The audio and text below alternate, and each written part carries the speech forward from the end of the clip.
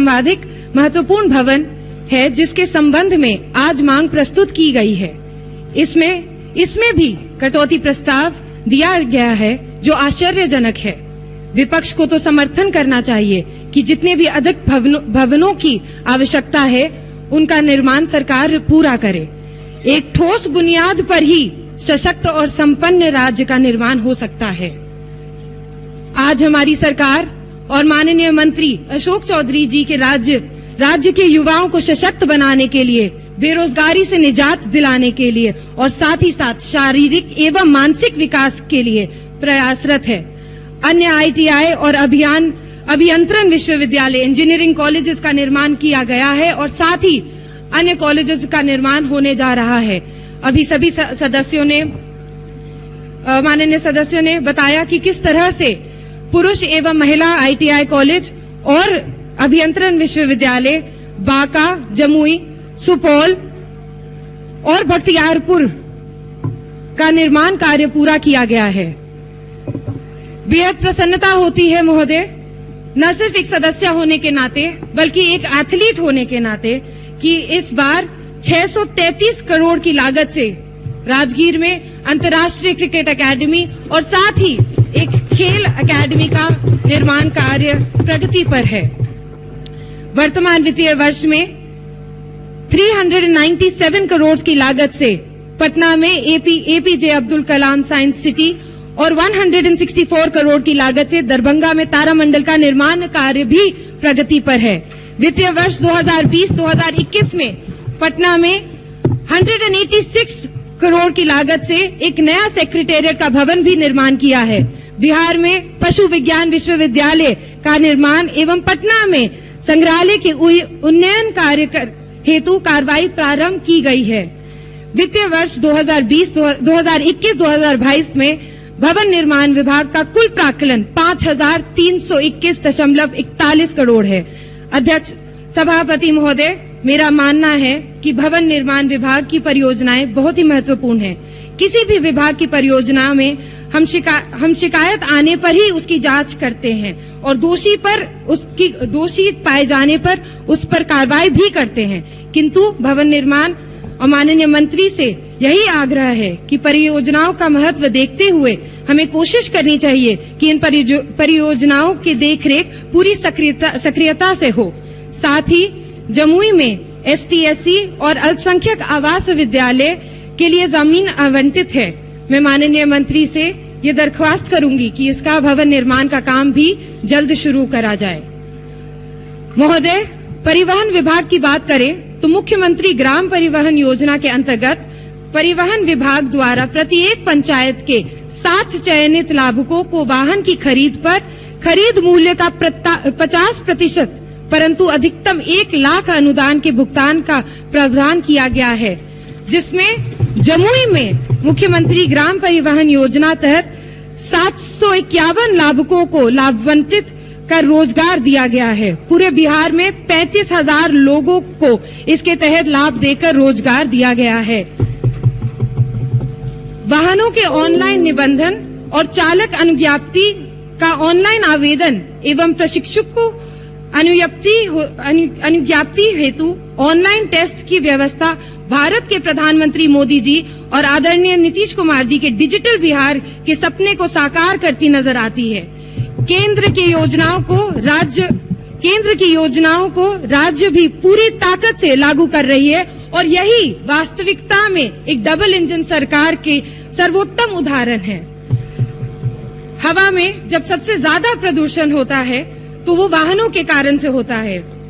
अध्यक्ष महोदय, सिर्फ हमारा राज्य ही नहीं, देश ही नहीं, बल्कि पूरा विश्व ग्लोबल वार्मिंग से आज लड़ रहा है और आज हमें अपने पर्यावरण को सुरक्षित रखने की आवश्यकता है।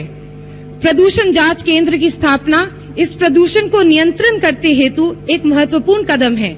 यही नहीं, चलंत वाहन प्रदूषण जांच केंद्र का भी प्रावधान किया गया है। साथ ही 15 वर्ष से अधिक पुरानी सभी सरकारी वाहनों का परिचालन बंद कर दिया गया है। पटना में इलेक्ट्रिक बस सर्विस की शुरुआत की गई है। पटना सिटी बस सर्विस में ज्यादा से ज्यादा ऐसी बसों की जरूरत है ताकि शहर और उसके आसपास बढ़ रहे प्रदूषण की रोकथाम हो सके। मंत्री जी से आग्रह रहेगा कि इलेक्ट्रिक बस सर्विस नेटवर्क का जाल पूरे प्रदेश में बिछा दिया जाए, ताकि लोगों को अच्छे परिवहन सेवा के साथ साथ प्रदूषण से भी निजात मिले। माननीय सदस्यों को यह भी बता दूं कि ग्रामीण क्षेत्र में बस स्टॉप भी बनाया जा रहा है, जिसमें कि जमुई में ही 18 बस स्टॉप स्वीकृत किए गए हैं। अध्यक्ष महोदय, मैं मंत्री जी से यही मांग करती हूं कि जमुई पटना रूट पर सरकारी डीलक्स बस सर्विस शुरू की जाए। साथ ही जमुई नगर परिषद स्थापित टेम्पो स्टैंड पर्याप्त नहीं है, जिसके कारण जाम और अन्य समस्याएं उत्पन्न होती हैं। अतः एक स्थायी और बस स्टैंड और टेम्पो स्टैंड का इंतजाम किया जाए। साथ ही नगर परिषद क्षेत्र स्थित बस स्टैंड का भी विस्तार किया जाए।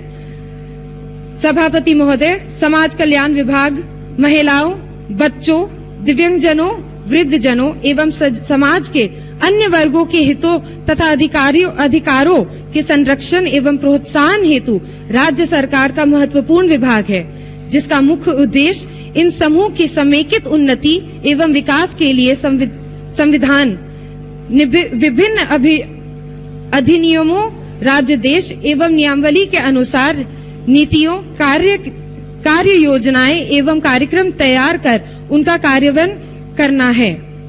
समाज कल्याण विभाग ने डायरेक्ट बेनिफिट ट्रांसफर के माध्यम से वृद्धजन पेंशन, लक्ष्मीबाई विधवा पेंशन एवं अन्य पेंशन योजनाओं का लाभ सभी लाभुकों के खाते में डायरेक्ट पहुंचाने का काम किया है।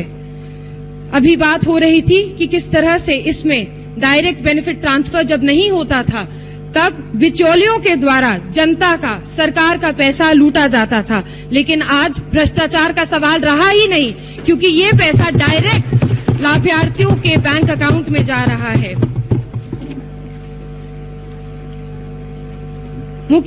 मुख्यमंत्री वृद्धजन पेंशन योजना के तहत वृद्धजनों के सम्मानपूर्ण जीवन यापन हेतु राज्य के सभी आय वर्ग के वृद्धजन जिनकी आयु 60 वर्ष या उससे अधिक हो रही है, जिन्हें केंद्र राज्य सरकार से कोई वेतन, पेंशन, पारिवारिक पेंशन या सामाजिक सुरक्षा पेंशन प्राप्त नहीं हो रहा है, उन्हें 60 से लेके 79 वर्ष आयु वर्ग के लिए 400 रूपए, 80 वर्ष इससे अधिक आयु वर्ग के लिए 500 रूपए मासिक पेंशन दिया जा रहा है। अन्य सभी योजनाएं जो डायरेक्ट बेनिफिट ट्रांसफर के अंदर आती हैं, उनकी जानकारी सरकार पहले भी दे चुकी है, इसको दोहराने की जरूरत नहीं है। अध्यक्ष महोदय, सभापति महोदय,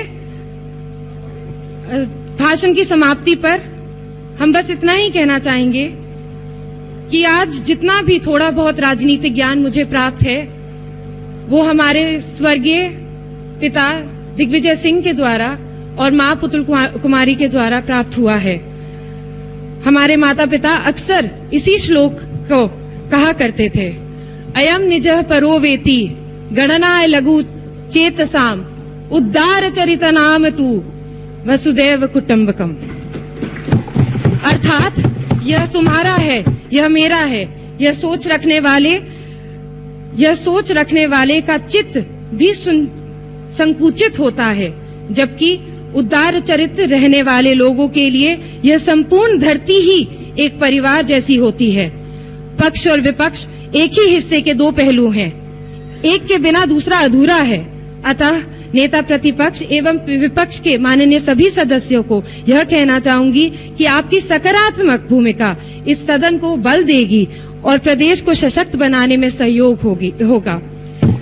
आशा है कि देश के यशस्वी प्रधानमंत्री श्री नरेंद्र मोदी जी के आत्मनिर्भर भारत बनाने के मुहिम और श्री नीतीश कुमार जी के शीर्ष नेतृत्व में एक विकसित बिहार बनाना, जो हम सभी का सपना है, वो साकार होगा।